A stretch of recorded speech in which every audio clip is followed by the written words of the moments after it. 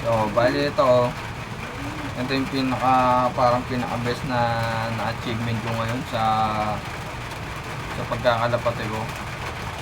Kasi 2021 ako in 2020 namimili na ako ng ibon eh. 2021 ako nag-start. 22 wala pa, kinukumpuni ko pa yung mga ibon. Pati noong 2021 nililipad ako, nagpipinisher lang.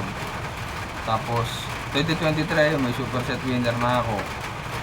Tapos noon tatlo yata super set winner ko noon, North. Tapos 2024 ayun na, lumabas na yun si Penetrate. Tapos kaano rin niya to, ka-season niya rin. Kumbaga yung North, ito naman South, full seed sila. Tapos noon, yung kaya tinawag ko na Golden Pair, yung Golden Pair ko nga kasi nung una ang nilabas nga yun si Penetrate, sabi hiniwalay ko pinag-iwalay ko ng pairing, tapos binalik ko, ito yung lumabas. So sabi sa isip-isip ko nun, talagang sila lang yung maglalabas talaga. Kumbaga yung pairing na hindi na dapat ginagalaw, pero ako nililikod ko pa rin kasi minsan hindi sabay ng kondisyon eh. Kaya iniiba ko muna sila ng pares. Maganda kasi, maganda yung kondisyon nila ng dalawa eh, para pag nagtugma magaganda yung ilalabas na yung nakal. Tapos ito naman si Phenomenal, kaya tinawag na Phenomenal to para sa akin. Talagang kahanga-hanga yung ginawa nyo kasi super set winner to, complete lacking to hanggang nagaata yun. Magaraw to Magaraw to Calbayo. Pagtapos ng Calbayo, Tacloban na. Isa lang yung binutas niya, Tacloban. Butas din siya. Umuwi ito, butas yung butchi. Tapos second day na.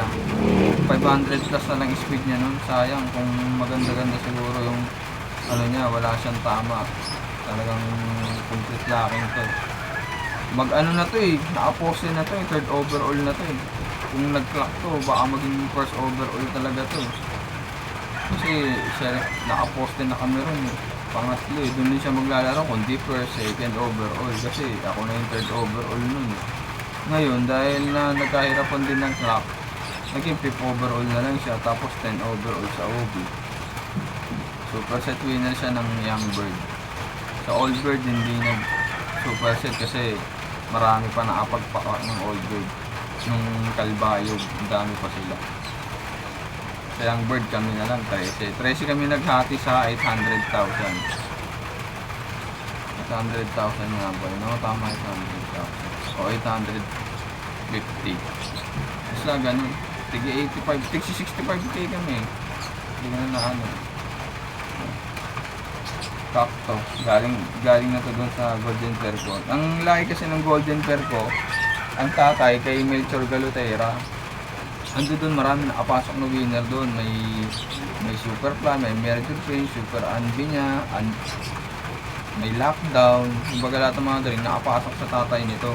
Tapos sa nanay naman, nakuha ko yun, hindi direct kala Master Pogi. Kumbaga na-acquire ko siya second hand na, parang ganun. Ganun talaga. Kasi iba na yung nag-blend nun eh. Pero nakita ko doon sa pedigree, may Violet, tapos may 588. Tsaka yun, nakalagay doon, meron din dugo nila Major Pain, nila Superfly, pero descendant na. Kaya naisip ko ipare siya ron. Binibenta ko pa nga yun yung nanay nito eh. Kasi nga may tropa na nasunugan, ko sana tulong wala namang kumuha. Siyempre di pa tayo masyado kilala nun. Magsisimula pa lang tayo kaya wala pa tayong napapatunayan eh. Tapos ayun na. Kaya ko rin yun, hindi ginagamit. Kasi pag nag-iitlog, wala sa pasok. Ang hirap niya i-breed, kailangan magyayaya ka pa. Minsan hindi ko natatimingan, nababasag yung itlog. Kasi nga hindi naman may itlog sa paso. So yung ginawa ko, pinapayaya ko na lang din talaga. Tapos may time na tumatiming na iitlog siya dun sa paso, yun na yun, wala nang kalasan yun. Tapos laging dalawa magbuhay yun. Tapos ang gaganda ng katawan ng mga nilalabas. Talagang sanay ako maglaro, medium lang eh. Kumbaga para sa akin mas maganda may katawan yung kalapate, may susunugin talaga hanggang gitna o ano. Mabagal talaga sila kasi medium eh. Depende kasi sa pagpapalabas eh. Meron din namang matulin. May tulin din naman pero hindi kasi ako mahilig sa patulinan eh. Mauubos kasi yung resistensya niya kapag ininom sa patulinan eh. Kasi pag matulin, alam nga hindi mo entry yan, matulin yan eh. May lalabas at may lalabas pero siyempre sa akin na ng oras ko. Kahit may matulin yun, hindi ko rin naman na i-entryhan. Gawa ng oras. Okay ngayon yung oras. Minsan na-i-entryhan ko, sumunod, di ko na inaabang kasi nga ano na eh, laglag na sa oras eh. Kaya sa derby lang talaga. Kaya mas pinupokusan ko lagi yung derby. So yun, ito yung pinaka magandang achievement. 3 trophy nito. Ito 10 overall ang OB. Tapos nun ito yung sasakyan ko eh, sasakyan eh. 6 overall siya, Grandmaster. Ay hindi. Tapos ito pa yung Young Bird. 5 overall. Hindi, Grandmaster Cup pala yun. Kasi phenomenal. Tapos may nilaro akong anak sa kanya, nag-finisher lang na pinaras yung Wanda. Pinaras ko sa kanya tapos nilaro ko ng summer. Ay nilaro ko rin ng ng South, isa lang yun eh. At isa lang yun din nawala. Kasi nawala siya ng Magaraw, ay ng Magaraw. Ay hindi ng Pulangge. Bumalik din. Mga 1 linggo ata. Tapos naisip ko, ilaro ko ng summer. Nung nilaro ko naman summer, isa lang binutas mo. Yung Sorsogon pa, Gubat. Dalawa lang yung nilaro ko nun ng summer eh. Sayang. Super set winner din sana, papasok sana sa overall kasi maganda speedan.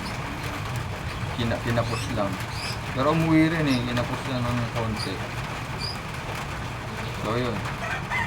Storya na ito ni Phenomenal. Ito yung pinaka, Ace Bird. Yung pamilya nila. Kasi yung kapatid niya si Penetrate, nag-produce rin sa apo ng sa kanila na lang ako tumututok. Nag-i-impose na lang ako ng mas mapaganda pa yung nila. Ng mas magandang performance pa, mas mapaganda pa.